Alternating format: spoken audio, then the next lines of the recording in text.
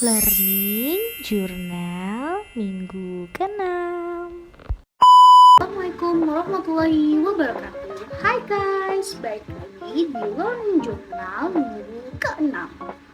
Guys, udah minggu ke-6 aja. Perasaan aku baru aja ngerjain jurnal kemarin minggu pertama. Tapi sekarang nggak kerasa ya udah minggu ke-6 aja. Aku udah ngerjain rasanya kayak cepet banget gitu. Tiba-tiba udah pertemuan ke-6 aja.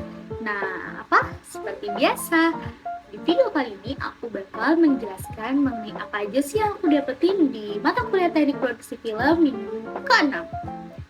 Nah, di minggu kali ini, di mata kuliah teknik produksi film itu sedikit berbeda teman-teman.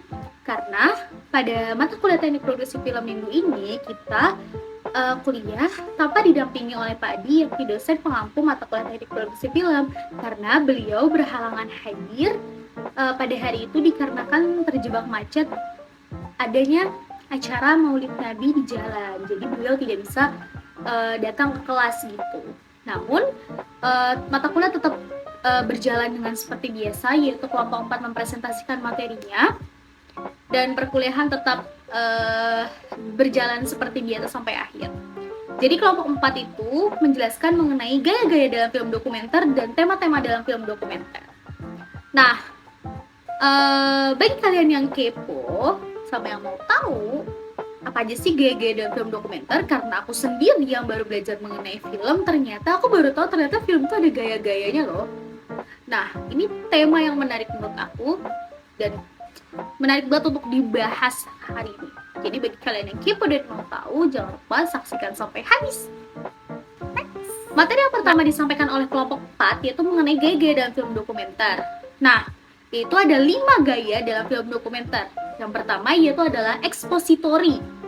Nah, gaya dalam film dokumenter expository ini dia tuh menekankan pada penyampaian pesan dan informasi kepada penonton melalui sebuah narasi. Narasi itu apa? Narasi itu seperti teks, dia tuh tulisannya tulisan-tulisan panjang gitu. Seperti di prompter-prompter gitu loh. Yang teks berjalan panjang itu namanya sebuah narasi. Selanjutnya, film dokumenter expository ini banyak menggunakan voice over atau VO ya. Nah, expository juga sering digunakan dalam memproduksi sebuah film dokumenter televisi seperti film berita gitu yang biasanya ada di Metro TV, TV One, kemudian ada CNN, TVRI dan lain sebagainya yang memang itu menjadi platform untuk berita-berita, untuk menyediakan berita-berita terkini gitu. Selanjutnya gaya dokumenter expository ini sering menggunakan sebuah narasi untuk menggiring opini penonton atau untuk mempengaruhi pandangan mereka terhadap suatu topik yang ada gitu. Nah, melalui narasi tersebut, pembuat film itu dapat menyajikan fakta-fakta, data, argumen yang mendukung pandangan mereka serta mengarahkan perhatian mereka kepada aspek-aspek yang memang dianggap penting gitu.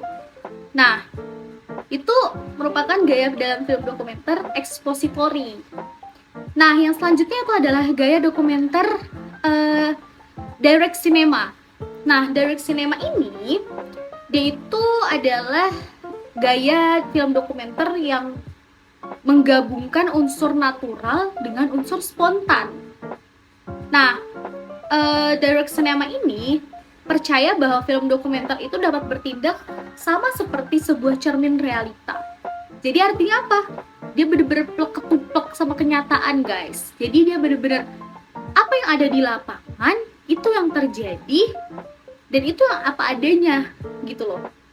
Nah, hal itu tuh diusahakan agar kehidupan yang direkam itu mampu menceritakan kembali persoalannya sehingga si pembuat film hanya menjadi alat bantu untuk merefleksikannya ke dalam layar.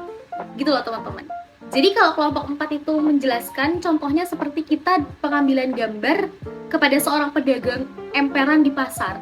Nah, kita tuh mengambil gambar kepada seorang pedagang tersebut di lapangan langsung. Dalam direct cinema, kita harus pintar untuk bisa membaca situasi di lapangan secara langsung. Karena seringkali kita itu situasi dalam lapangan itu berubah-ubah. Kadang tiba-tiba bisa jadi di luar kendali pembuat film ya.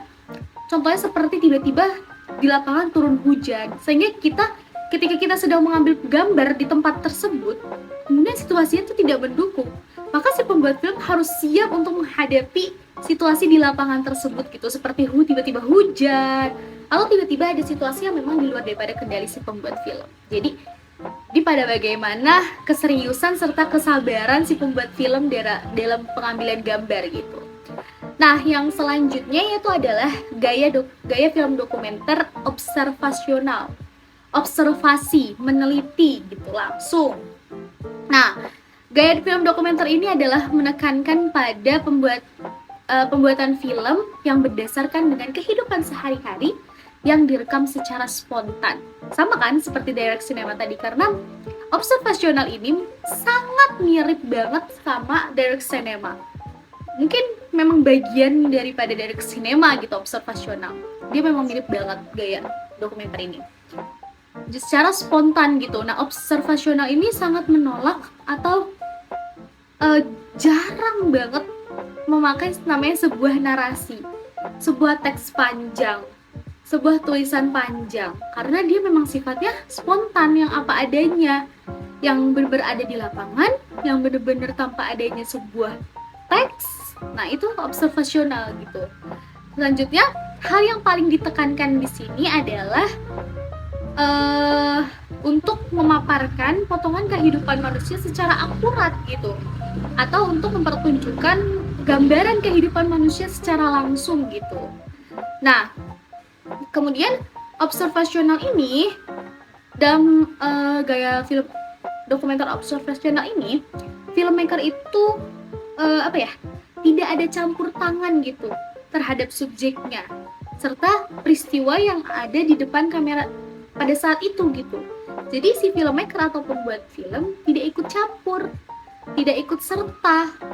Jadi sehingga dalam observasional dalam pembuatan film itu mereka hanya membutuhkan kamera serta perekam suara dalam merekam atau dalam pengambilan gambar tersebut. Nah, kemudian yang selanjutnya itu ada partisipatori. Nah, partisipatori ini berbeda sekali dengan observasional. Kalau misalnya partisipatori artinya adanya partisipasi langsung. Jadi dia ikut berpartisipasi gitu, teman-teman. Nah, partisipatori ini menekankan pada adanya interaksi antara subjeknya dengan pembuat film gitu. Sutradara malah berperan aktif gitu. Bukan hanya sebagai observator, tetapi dia ikut dalam berpartisipasi langsung gitu.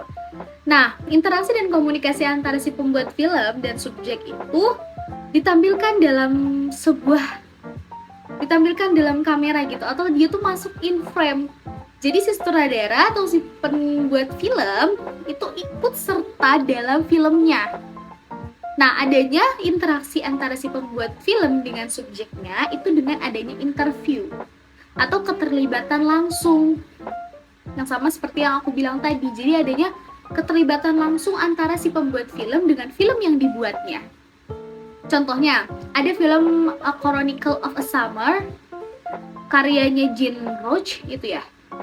Nah, Jean Roach itu dalam memproduksi sebuah film, dia tuh tidak sendiri. Dia tuh dibantu oleh temannya Edgar Morin ya. Edgar Morin, dia tuh membuat sebuah film. Film itu tuh mengangkat sebuah cerita mengenai pandangan orang-orang Paris serta perasaan mereka di akhir perang Aljazair. Nah, di situ Jean Roach itu memprovokasi orang-orang yang ia wawancara gitu, secara langsung lewat si wawancara itu. Jadi film itu tuh menyajikan sebuah wawancara antara Jean Roach dengan orang-orang Paris pada saat itu gitu. Jadi dia ikut terjun langsung gitu dalam film tersebut. Itu yang partisipatori, guys. Nah, yang selanjutnya yaitu ada dokumenter reflektif gitu.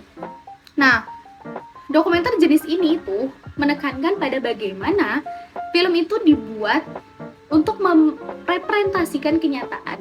Artinya, film itu dibuat untuk menjadikan penonton itu sadar akan adanya unsur-unsur film dan proses dalam pembuatan film tersebut gitu. Jadi film itu dibuat untuk seakan-akan dia tuh merekam sebuah kenyataan, sehingga penonton itu jadi sadar loh, ternyata film itu mempunyai unsur-unsurnya, bagaimana ada proses-prosesnya dan lain sebagainya. Itu namanya dokumenter reflektif, guys. Nah, itulah 5 gaya film dokumenter yang dipaparkan oleh kelompok 4, dan itu tuh menjadi sebuah materi yang menarik menurut aku, karena aku baru belajar dan ternyata ada loh gaya-gaya film. Dan materi-materi selanjutnya yang disampaikan oleh kelompok 4 itu adalah tema-tema dalam film dokumenter.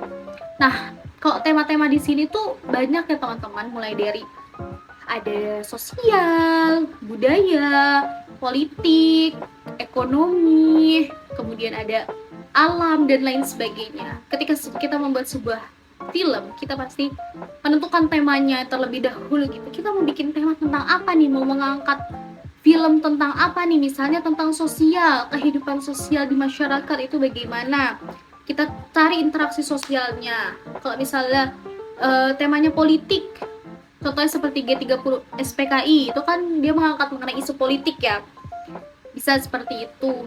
Dan kalau ada tema alam, jadi kita mengambil tema mengenai lingkungan alam dan lain sebagainya. Jadi tema itu mungkin menjadi batasan dalam sebuah pembuatan film gitu. Jadi kita punya ranah mana nih yang mau kita ambil gitu dan lain sebagainya. Mungkin itu saja yang bisa saya sampaikan.